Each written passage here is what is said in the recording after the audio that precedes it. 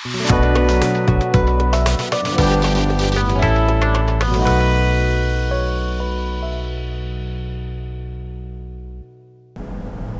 हो कर्तव्य पथ से, शेष बचा क्या जीवन में, अवशेष लेकर कहाँ जाएगा, शौर्य सुयश परित्याग कर, कौन स्थान जाएगा जहाँ मृत्यु होगी नहीं, मृत्यु से पहले क्या मरना चाहेगा। नमस्कार, बहुत बहुत स्वागत है आपका विंध्या टाइम्स में। मेरा नाम है आयुष आनंद। ये पंक्तियाँ धारणावाद किताब की हैं और आज हमारे साथ इस किताब के लेखक और विंध्य के युवा लेखक जो हैं वो हमारे साथ हैं। धर्मेंद्र मिश्रा जी, आपका बहुत बहुत स्वागत है विंध्या टाइम्स में। धन्यवाद।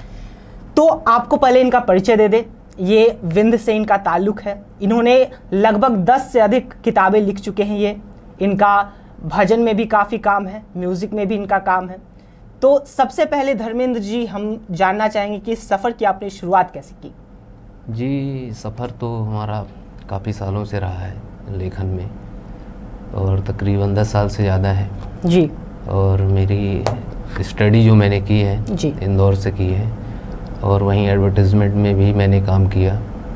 उसके बाद मेरा काम जो है, मैंने फिर उपन्यास लेखन, कहानी लेखन और कभी कभी भाव समय के साथ कुछ कविताएं वगैरह भी लिख लेता हूँ। कभी भजन भी कभी कभी कुछ लिख लेता हूँ। कुछ भजन भी हैं जी, जैसे एक चिरोलानाथ पे भी भजन आया अच्छा। था, भोलेनाथ पे भी भजन है जी।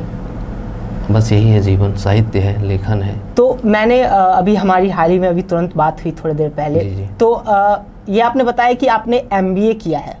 ओके जी, आपने तो MBA कहाँ से किया, मतलब MBA का? इंदौर में किया, DAV से। DAV से। और तो MBA से साहित्य की तरफ आना, ये काफ़ी मतलब नया एक तरह से मैं कहूँगा कि साहित्य में जाना MBA से, क्योंकि MBA के बाद लोग अक्सर फिर MBA में करियर परस्यू करते हैं। फिर साहित्य की तरफ रुचि क्या पहले से थी या फिर आपके मन में ऐसा विचार आया कि नहीं, अब MBA छोड़कर और उपन्यास की तरफ लिखना है, लेखन करना है?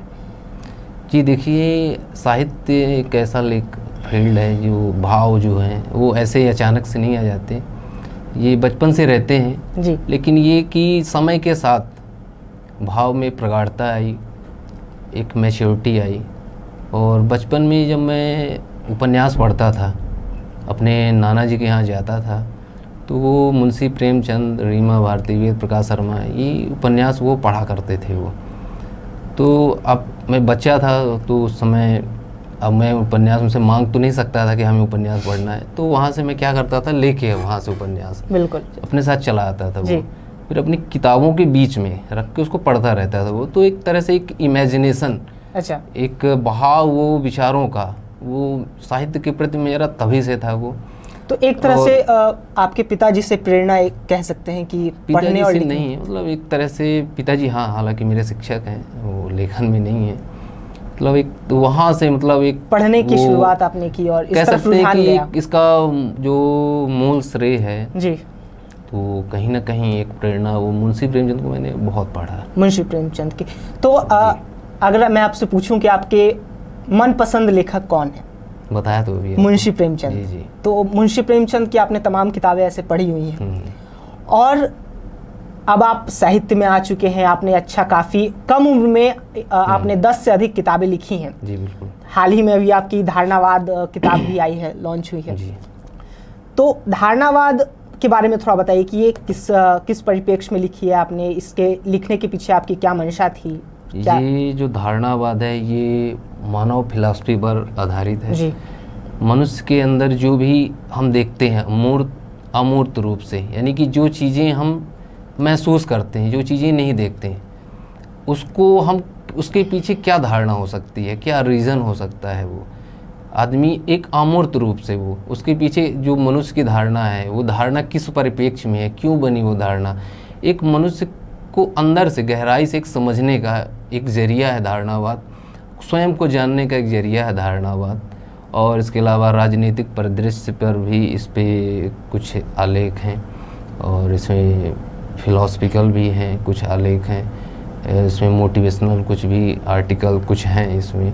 तो एक तरह से जो भी हम जीवन में, जो भी हमारे भाव हैं, जो भी चीज़ें हम समाज में महसूस करते हैं, देखते हैं, तो उनको मैंने इसमें आलेख हों, चाहे कुछ इसमें पद्य के माध्यम से भी हैं, कुछ कोट्स भी हैं इसमें।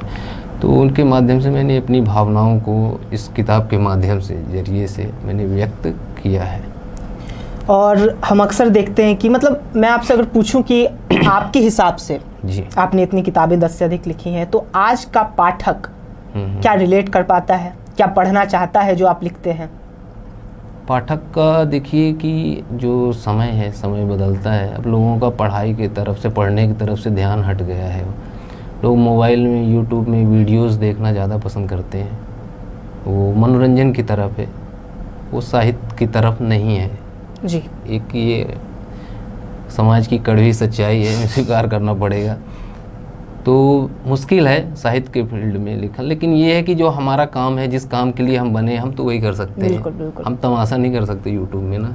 नहीं, अक्सर देखने को मिलता है कि लोग कंट्रोवर्शियल किताबें लिखते हैं कि पाठन उससे कंट्रोवर्सी हो तो उससे लोग ज़्यादा रिलेट करते हैं, उसके बारे में चर्चाएं होती हैं, और साहित्यिक ज़्यादा जो साहित्यिक किताबें होती हैं उनकी चर्चाएं नहीं होती। तो क्या ये सच आपको लगता है? देखिए, कंट्रोवर्शियल जो मेरी आत्मा कहती है, जो मुझे सही लगता है, मैं वही काम करता हूँ। अब इसको कंट्रोवर्शियल परिप्रेक्ष्य में देखें या जो सच्चाई के परिप्रेक्ष्य में देखें, इसमें जैसे धारणावाद में इसमें है, तो ये तटस्थ भाव से जो मैंने लिखा है, जिसमें कुछ राजनीतिक परिदृश्य में भी हैं इसमें कटाक्ष, तो अब इसको कंट्रोवर्शियल हम नहीं कह सकते हैं वो चीज़ें। जैसे इसमें सरकार के अंदर की जो बुराइयाँ हैं, जैसे हम महंगाई को महंगाई करेंगे, बेरोज़गार को हम आत्मनिर्भर नहीं कहेंगे, हम बेरोज़गार को बेरोज़गार ही कहेंगे। तो अब इसको कंट्रोवर्शियल नहीं कह सकते। अब ये समझने के वाले के ऊपर धारणा क्या है, आपकी क्या धारणा है, आपकी कुछ धारणा अलग है, मेरी धारणा अलग है। अब ये है कि समाज के परिप्रेक्ष्य में, समाज में आपका क्या है, यानी एक जो समाज की नज़रों में एक चीज़ तय धारणा है कि अश्लीलता खराब है चीज़ें। अब इस पर अश्लीलता पे अगर कोई करेगा, कुछ लिखे, कुछ वो करे, तो ये एक तरह से ये कंट्रोवर्शियल हो सकता है। लेकिन अश्लीलता एक समाज की, ये भी एक सच्चाई है, वास्तविकता है, तो हमें स्वीकार करना होगा। और जैसा कि आपने बताया अभी कि आप लेखन के साथ साथ आप भजन भी लिखते भी हैं, भजन गाते भी हैं। गाते नहीं बिल्कुल नहीं। अच्छा, भजन लिखते हैं। तो इस तरफ कैसे, जैसे आपने भी बताया कि चिरौला नाथ मंदिर बहुत ही प्रसिद्ध मंदिर, जी, उनका आपने भजन लिखा है, तो ये कैसे फिर लेखन से उसमें लेखनी, ये इसकी प्रेरणा कहाँ से? एक्चुअली जब मैं इनिशियली स्टार्ट किया था वो जी, तो पहले मैंने पोएट्री से स्टार्ट किया था वो। लेखन से कहानी डायरेक्टली एक आदमी वैसा तो है नहीं कि आदमी सीधे उठा और सीधे उपन्यास लिखना स्टार्ट कर दिया।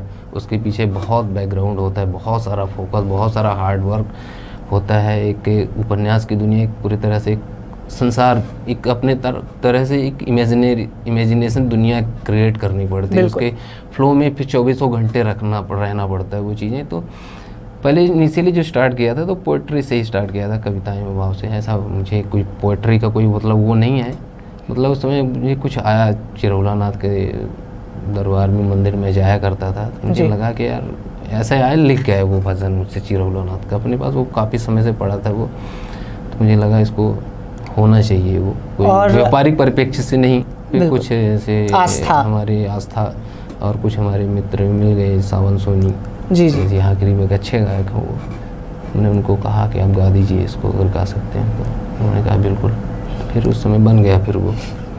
और जैसा कि आपने बताया था कि आपने विंध्य के ऊपर भी एक पुस्तक लिखी है।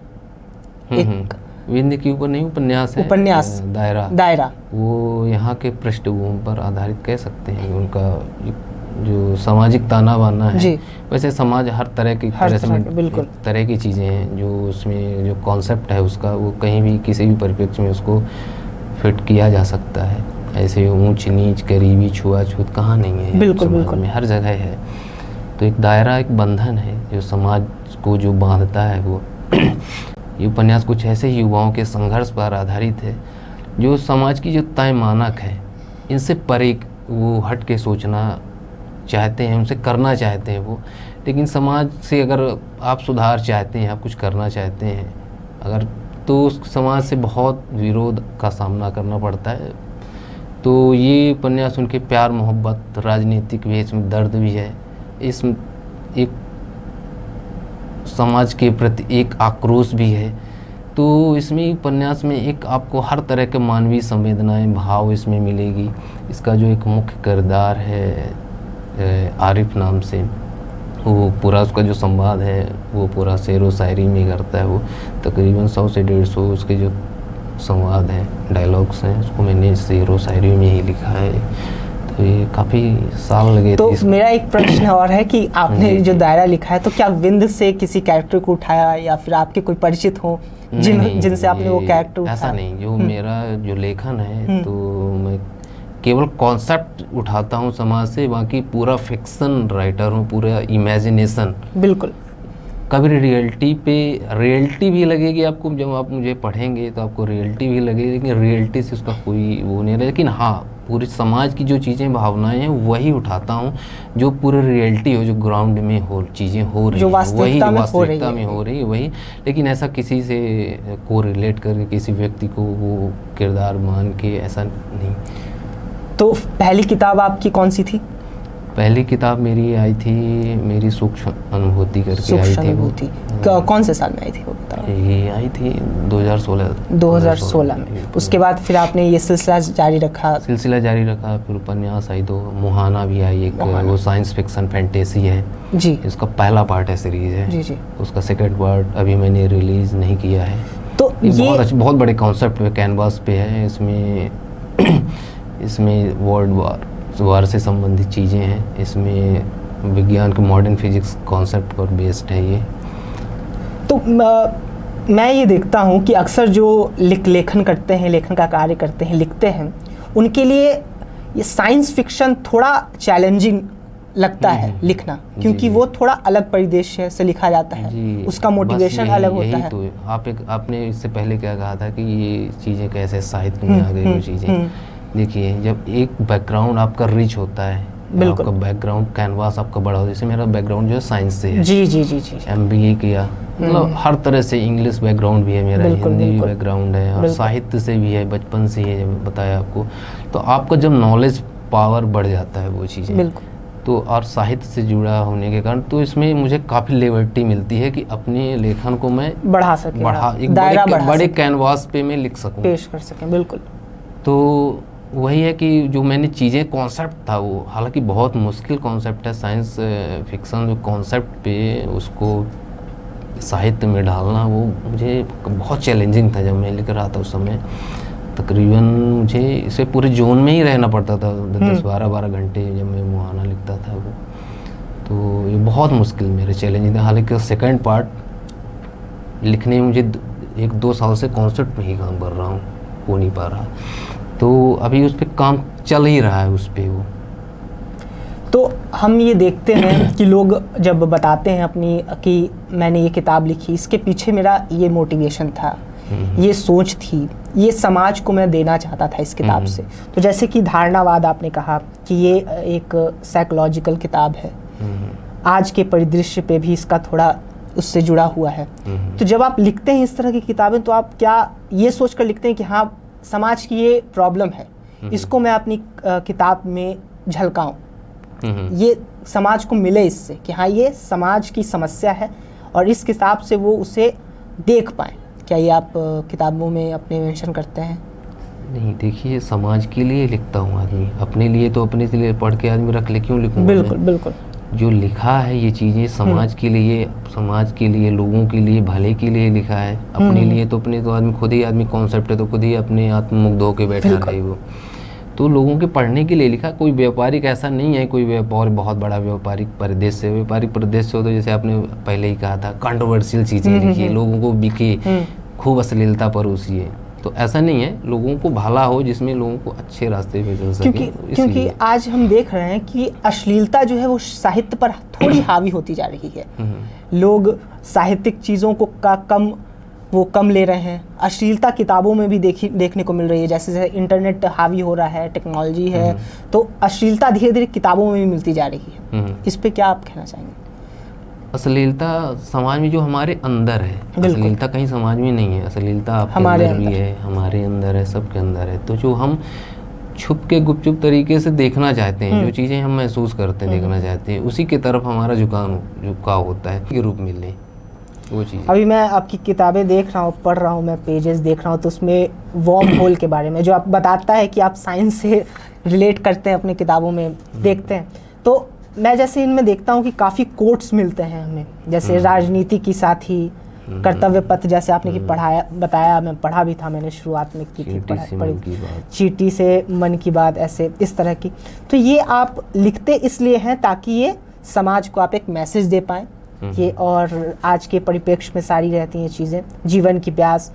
तो मेरा एक और सवाल है कि विंध्य से फिर बड़े शहरों में जाना, ये आपने नहीं सोचा कि विंध्य से मैं बड़े शहर में जाऊं, क्या वहाँ जाकर अपनी किताबों का विमोचन करूं एक तरह से? तो शायद देखिए, ये जो हमारी जो पहले किताब थी वो राजमंगल से आती थी, बाहर का ही पब्लिकेशन हाउस है, गाजियाबाद उत्तर प्रदेश से, तो बाहर से ही थी बुक का अपना प्रकाशन। यहाँ से, अब यहाँ तो होता नहीं है, बाहर से ही काम है। अब ये कि हमारा होम टाउन है ये, जी, तो अपने घर से जुड़ाव लगाव रहता है वो। तो चैलेंजेस यहाँ आप फेस करते हैं? चैलेंजेस हाँ बहुत है, यहाँ साहित्य का है ही नहीं, वो ऐसा माहौल ही नहीं है यहाँ साहित्य का। वो जो भी काम है साहित्य का अपना बाहर से ही है। तो यहाँ के जो लेखक हैं वो आपका साथ देते हैं इन चीज़ों में? नहीं, यहाँ के लेखकों से ऐसा मेरा यहाँ के जो हैं ऐसा कोई परिचय नहीं है खास। जी, तो मेरा एक और सवाल है, अंतिम सवाल आपसे ही रहेगा कि अंतिम सवाल, उसके बाद मैं आप बोलूँगा कि एक किस्से आप कोई पढ़कर सुनाइए, उसके बाद ख़त्म करेंगे हम लोग। तो मेरा आपसे लास्ट सवाल है कि आपको धर्मेंद्र मिश्रा को एक पाठक क्यों पढ़े?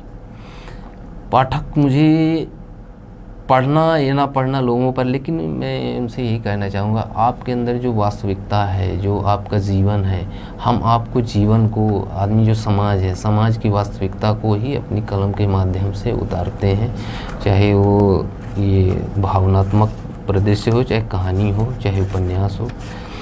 तो उसको एक नए परिदृश्य से, एक अंदाज से, वो आदमी बहुत कुछ चीज़ें देखता है, सुनता है, लेकिन उसको सोचने का जो नज़रिया, जो ढंग है, हमें उससे साहित्य के माध्यम से ही मिलता है, साहित्य से हमें प्रेरणा मिलती आई है। तो एक नया परिदृश्य एक नई सोच के साथ मैंने इसको मतलब अपने साहित्य में उतारा। कोई ऐसा नहीं है कहीं से पढ़ा और उससे इंस्पायर्ड होके, जो आया मेरे अंदर एक तरह से ईश्वरीय प्रवृत्ति, भाव है कि जैसे एक साल में बुला के 10-12 किताब लिखना कम समय में, 4-5 साल में, तो ये कोई ऐसा संभव नहीं हो पाता है। तो ईश्वर का कहीं ना कहीं वो भाव रहता है ईश्वरीय, तो वो चीज़ें थी मेरे अपने अंदर, अपने आप आती हैं, और उसी को कलम के माध्यम से, अपने भावों के माध्यम से मैं लिखता हूँ। तो मैं आपको एक बार कहना चाहूँगा कि एक बार आप कर्तव्य पथ अगर सुना दें जी बिल्कुल, पुस्तक की, तो ऐसे ही सुना देता हूँ जी। बिल्कुल बिल्कुल। विमुख हो कर्तव्य पथ से, शेष बचा क्या जीवन में, अवशेष लेकर कहाँ जाएगा, शौर्य सुयश परित्याग कर कौन स्थान जाएगा, जहाँ मृत्यु होगी नहीं, मृत्यु से पहले क्या मरना चाहेगा, पूर्ण ना हो संकल्प जो ठाना है, प्रश्न चिन्ह ये जीवन अनुत्तर रह जाएगा, रण छोड़कर जो भागा कायर कहलाएगा, निकृष्ट जीवन परिहास बनकर रह जाएगा, कर्म विधान से जो बध जाए असफल भी होगा, सत्पुरुषों की निंदा का पात्र तो ना होगा। तो ये थे हमारे साथ धर्मेंद्र मिश्रा जी, धारणावाद किताब के युवा लेखक। और हमारी ये कोशिश रहती है, विंध्या टाइम्स की ये कोशिश रहती है कि ऐसे व्यक्तित्वों से आपका परिचय कराएं।